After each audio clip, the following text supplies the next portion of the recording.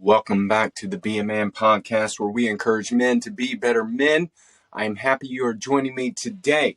Welcome. If it's your first time, I'm glad you're here. If you're a returning listener, I appreciate you being here as well. It's humbling to know that people listen week in and week out. The audience is gradually growing, and I'm thankful for that. And that's because of you. Please keep sharing the word, share the podcast, share the videos, share the posts, all that good stuff. It's all like-minded to encourage you to be a better man. I hope it is encouraging to you. Life is busy. Things are happening. I'm sure yours is no different. And, we've been experiencing some warmer weather here as of late in the Midwest, and that's been nice. I think cold weather's on its way back, but hey, we'll take a few days. It's been great. I've been working on our chicken coop. Chickens are getting bigger.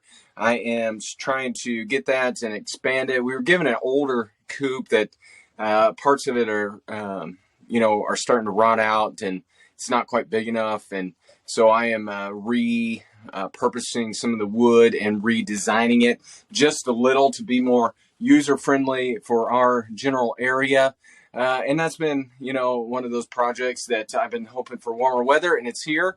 So now I've been, kind of destroying or demoing, trying to combine two words there, I think, and trying to get things ready to build fresh for our chickens. Hopefully it'll get warmer here in a few weeks and we can get those outside. I hope your March has started off well. If not, it's not too late. Start with the game plan, whether it's fitness, whether it's your Bible reading, whether it's praying, whether it's just, searching for that journey. I've had a lot of people talk to me lately about how things have opened up and they've been searching for something greater and bigger. And God is the one they've been searching for, and they have seen the beauties of the gospel and they've accepted it. And it's great to hear those stories and be a part of some of those stories. And I'm thankful that we get to see people's lives changed. And, it's something that we should never take for granted. It's just amazing to see and witness and watch. And it's really cool to see those things happen in people's lives and see people, especially those that you saw going down a bad path or a rough path. And then you get to see their lives totally transform, and they've started to go on a new path. It's really awesome to see. And I hope that you are investing. I hope you are building relationships with others so you can share the truths of Jesus, share the truths of the gospel, and that you get to see people's lives transform, and that you're looking for those opportunities to speak into people's lives. And, maybe it just starts with your spouse. Maybe it just starts with your kids. Start there. But then start opening those doors to bigger and greater opportunities that the Lord puts in your path. And you'd be amazed how God will just bring someone into your life every single day to give you an opportunity for you to share about Christ. And, there's just been a lot of things going on in my life, I'm sure in yours. And I know there has been in a lot of your lives. And for those who have shared things with me, I appreciate that. And just always learning new things and trying to do better at certain things and trying to, become better men. That's what we're all about. And part of that is learning how to communicate better. Part of that is learning, maybe it's what your spouse needs. Maybe it's what your kids need. Maybe it's just how to be more neighborly. Maybe it's, there's just how to control your thoughts, all those things. How do you make the most or best use of your time, how not to procrastinate. There's just a whole plethora of things that you can grow in, and just don't ignore those things. Don't think I've got it all figured out, because I can promise you, you don't. And keep pressing forward, keep pressing on. And let's see, life events. There's just a lot of things going on in the world. Not much new that I didn't talk about last time. I try to stay alert on what's going on, but I've tried to make it a purpose not to let it control what I do or what I listen to or all those things every single day, because there's just it's not good for you. It's not good for me. My mind can get frustrated, and it just, we got to turn that news and all those things off for a while and just focus on what really truly matters. And that's our relationship with God, our relationship with our spouse, with our family, and just, becoming that protector, that provider, that person who our family can count on. And we need to be doing those things and always working on our character, like I talked about before. And, uh, tonight we're going to jump right into it. It's going to be a shorter episode. Usually Tuesdays are. Thursdays tend to be longer with the interviews. But I just want to give you kind of a midweek word to challenge you and help you in your walk to keep going, keep pressing on, that it's worth it, and something that will just help you get through the rest of the week. And I hope this will encourage you to do that. And for me, I shared something yesterday at church, and I look around us, and a lot. I know I have listeners who, some are Catholic, some are Protestant, some are Baptist, some are Lutheran, some are Methodist, some are Southern Baptist, and I get frustrated with seeing too many Christian, air quotes, leaders try to be too friendly with the world. There's so much that we see in these so-called leaders who just they say that they're trying to bridge or build a gap, or bridge a gap, or build a relationship, or love their neighbor, or whatever it may be. But there's so many that it just seems like there's just way too much compromise. There's just way too much trying to justify something to try to be friendly with the world. And we need to stop trying to make the world like us. And here's a verse for you, just 3 verses. John 15:18 through 20. It said, and this is Jesus speaking. He says to his disciples, he says, "If the world hates you, know that it hated me before it hated you. If you were of the world would love you as its own. But because you are not of the world, but I chose you out of the world, therefore the world hates you.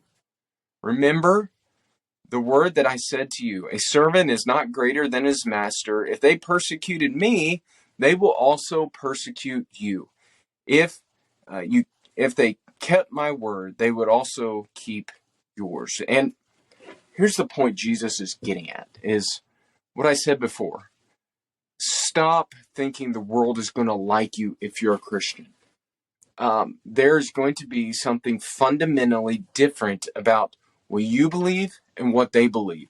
Now, there are things that we may have similar. They may be Cubs fans. They may be Notre Dame fans. You all know I like those things. They may be into this manhood kind of resurgence movement that is happening because of the lack of manhood that is taught in our society today. We're seeing this kind of movement. I'm thankful to kind of be a part of that. And there's so many more who are doing so much more in that regard. And there's a lot of people who are on board with that. But when you bring Christ into the equation, there's going to be a problem. It's like my daughter and I, we had some really, strong winds. It was a pain. We had to get out the other morning, and it was cold. It was probably lower 40s, upper 30s, something like that. I think it was 38. And we're on a highway, and it's rare that I have to really hold on with both hands. It's just rare. In the truck, I'm just driving along, and she kind of saw that I was holding on pretty tight. And I just told her, she's 13, so I'm starting to teach her about some of these things with driving and things to watch out for, and all those things that go along with it to be safe and all that. And we turn to get onto the highway like we always do. We're rural, so there's not a lot of other cars around, but I'll speed up to get on the highway because there's usually some semis or whatever. And there's just kind of a slight turn. And so when I hit the gas and started to hit that turn, the back end started to spin out just a little. And me, I knew what was happening. And, you just let off the gas and let it kind of correct itself. And the wind was blowing so hard. But her, her eyes get real big and she's, nervous and scared because that's not something that normally happens. And all of a sudden, our world is normal. Her world is normal. We're driving along like we normally do. And all of a sudden there's this, uh-oh, something's not right. There's this uh-oh moment in her mind. And as I'm driving and things got corrected and she calmed down, I used it as a teaching opportunity. That's often how these things work. We can have these similarities, these likes, these interests that are very similar with those in the world that, maybe it's sports teams or whatever, or kids are involved in the same things, whatever it may be. But when you bring Christ into it, there's the uh-oh moment. And it's either going to be where they say, oh, that's neat. I go to church as well. Or, that's cool. That's good for you. Not for me, whatever. Or it's a, yeah, we're done with you type conversation. And you've been there probably. You know what I'm talking about. And it's getting, I think, more intense the last few years where people just shut it down. They just will stop talking to you. And others, I've noticed that maybe they don't talk to you then, but a month later, a week later, you're getting this message that's saying, hey, I know you go to church, or I know you do this. Can you tell me more about that? Or, man, my marriage is really having a hard time. Can you help me out there? Or something like that. Or, man, I've been on this journey. I've fallen away from Christ. I've fallen away from the church. I had a bad experience or whatever. I know you go to church. True story. I had somebody write recently.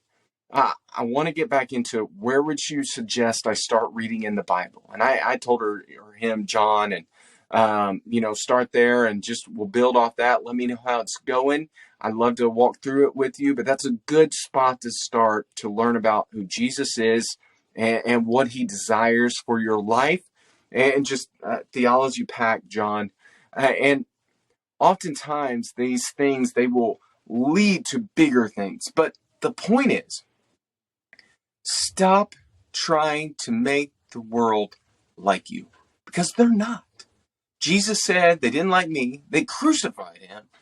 What makes you think they're going to like you? And if they do like you, that should be a red flag in our head and saying, yeah, maybe there's a problem with my walk with Christ right now, because those people who have nothing to do with Christ like me in a way that they probably shouldn't, because Jesus will either open a door or it will put up a blockade between you and that person. So I need to ask myself, is there something inside me that, or something I'm reflecting, or maybe I'm not living out my faith like I should because they think we're okay, but we're not, because I'm a Christ follower. They're not. I'm hoping I can bridge the gap. I'm hoping I can build a relationship with them. But if they think everything's okay, then there's a problem there. We have to stop trying to make the world like us. Be all in for Jesus. It is worth it. Be all in. Take the step. Go the extra mile. Say, it's Jesus or nothing. I'm going to live for him. And most of all, don't compromise. Don't bend the knee, if you will. Don't say, yeah, I'll give you this, but let me have a chance to talk to you. No. Say, I'm not going to bend, but I am going to try to build that relationship. We don't have to bend. We know where our eternal destiny lies. We know who has our back, who has our forward, who has us all the time. The Holy Spirit is always with us. We are Jesus's followers, and no one is more powerful than God. He is sovereign over all these things. And I think oftentimes we are hindered, or our lack of faith comes from a very low view of God. And when we have a proper view of God, how powerful, how mighty, how great he is, the fear of man will start to trickle away.